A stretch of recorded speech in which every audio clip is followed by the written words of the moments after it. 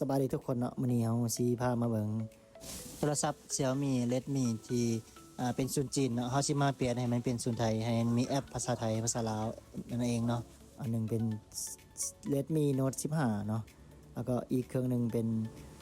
Xiaomi 14 Pro เนาะอันนี้เป็นศูนย์จีน 100% เนาะคือในต่างค่าก็จะบ่มีภาษาไทยบ่มีภาษาลาวเนาะภาษามันจะมีแต่สำเนียงเนาะสิเห็นเลยเนาะหลังจากที่เฮาลงแล้วก็จะมีภาษาทุกภาษานะที่เห็นเลยเนาะภาษาไทยภาษาลาวมีมาครบทุกภาษาเลยเนาะแบบนี้เลยเนาะพวกนี้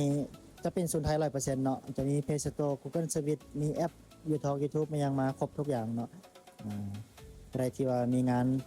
ก็ลองเอาเข้ามาให้เฮาลงได้เนาะพวก Xiaomi Redmi เนาะแต่บางคันเป็นพวก Huawei แท้บ่ค่อยได้เนาะแต่เป็นพวก Xiaomi แท้ได้หลายรุ่นอยู่เนาะต้องได้เอามาเช็คกันก่อนถ้าหากว่ามีไฟมี